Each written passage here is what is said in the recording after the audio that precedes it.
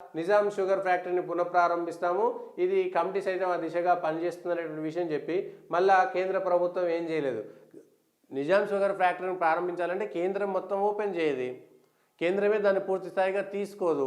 ఈ విషయాన్ని మళ్ళీ అక్కడేదో బీజేపీ ఎంపీ ఉన్నాడు కాబట్టి అరవింద్ను మళ్ళా తక్కువ చేసేటువంటి ప్రయత్నం తప్పితే అప్పుడు ఉన్నటువంటి టీఆర్ఎస్ ప్రభుత్వము నిజాం షుగర్ ఫ్యాక్టరీ ఎందుకు పోయిందని నిజాం షుగర్ ఫ్యాక్టరీ మీదనే ఓట్లు అడిగినటువంటి టీఆర్ఎస్ పార్టీ ఆ తర్వాత నిజాం షుగర్ ఫ్యాక్టరీ ఇవ్వకపోయినా అక్కడ రైతులు ఓట్లేసిరు. మరి ఎవరిది తప్పు? ఇప్పుడు నిజాం షుగర్ ఫ్యాక్టరీ మీద ప్రేమ ఉంటే లేదంటే అక్కడ ఉన్నటువంటి షుగర్ ఫ్యాక్టరీల మీద ప్రేమ ఉంటే అక్కడ ఆ రైతులు అక్కడ ఉండేటువంటి మిగిలిన రైతులంతా కూడా ఎవరైతే 2014లో షుగర్ ఫ్యాక్టరీని ఓపెన్ చేస్తాము, చక్కెర కర్మాగారాన్ని మేము తెరిపిస్తామని చెప్పినారో ఆ ప్రభుత్వము మళ్ళీ 5 ఏళ్ల తర్వాత అది చెయ్యలేదు, ఇచ్చిన మాట తప్పింది అన్న తర్వాత కనీసం అక్కడ ఉన్నటువంటి ప్రాంతంలో ఉన్నటువంటి రైతులు అక్కడ ఉన్నటువంటి ప్రజలైనా సరే వాళ్ళని ఓడించాలి కదా, ఓడించలేదు.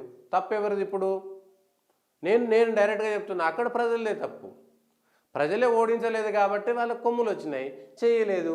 మాకే ఇప్పుడు ఓడగొట్టారు, ఇన్ని 10 ఏళ్ల పాటు చూసిరు. ఇప్పుడు నిజాం షుగర్ ఫ్యాక్టరీ రాష్ట్ర ప్రభుత్వం ఏం చేస్తుంది, కేంద్ర ప్రభుత్వం ఏం చేయాలనేటువంటి అంశం పైన మీరే RRRకి ఇన్ని డబ్బులు వచ్చినాయి, రైల్వే స్టేషన్లకి ఇన్ని డబ్బులు వచ్చినాయి అనేటువంటి విషయాన్ని మీరే చెప్తున్నారు. దీనికి సంబంధించి నితిన్ గడ్కరీ ఇప్పటికే అదే ఆదేశాలు ఇచ్చారనేటువంటి విషయం మళ్ళీ నిజాం షుగర్ ఫ్యాక్టరీకి వచ్చేసరికి మాత్రం కేంద్రం చేయలేదని, అంటే ఒక కాంట్రాడిక్టరీ ఎక్కడో కనబడుతున్నది కదా దీనికి సంబంధించినటువంటి అంశంలో, దీనికి సంబంధించినటువంటి దాంట్లో.